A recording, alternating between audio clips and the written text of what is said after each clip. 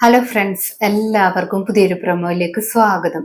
നാളത്തെ കഥയിൽ നിത്യയും ജീവനും അമ്പലത്തിലെ വിഗ്രഹത്തിന്റെ മുന്നിൽ പോയി ഒരുമിച്ച് നിന്ന് പ്രാർത്ഥിക്കുകയാണ്. ശേഷം കാണിക്കുന്നത് ഹരിയും കൂട്ടുകാരനെയുമാണ്. കൂട്ടുകാരൻ ഹരിയോട് ചോദിക്കുന്നുണ്ട്, നിനക്കാണെങ്കിൽ ആ പെൺകുട്ടിയെ ഒരിക്കൽ പോലും കാണണമെന്ന് ആഗ്രഹമില്ല എന്നൊക്കെ കൂട്ടുകാരൻ ചോദിക്കുന്നത് കേട്ടിട്ട് ഹരി വിഷമിച്ചിരിക്കുന്നുണ്ട്. ശേഷം കാണിക്കുന്നത് നിത്യയാണെങ്കിൽ ഒരു ചെറുപ്പക്കാരനെ പിടിച്ചു നിർത്തുന്നുണ്ട്. ആ ചെറുപ്പക്കാരനാണെങ്കിൽ നിത്യയുടെ കയ്യിലേക്കും പിടിക്കുന്നുണ്ട്. അത് കണ്ടിട്ടാണെങ്കിൽ ജീവൻ ഒട്ടും ഇഷ്ടപ്പെടുന്നില്ല. ജീവൻ ഒരുപാട് ദേഷ്യത്തോടെ നോക്കുകയാണ്. പിന്നീട് സുജാതാമ്മയാണെങ്കിൽ നിത്യമോളോട് പറയുന്നുണ്ട്, നീ പിടിച്ചില്ലായിരുന്നെങ്കിൽ ഇത്രയും സന്തോഷകരമായിട്ടൊരു മംഗളകാര്യം നടന്നിട്ട് അതെല്ലാം ഇല്ലാതായി പോയേനെന്നൊക്കെ പറയുന്നു.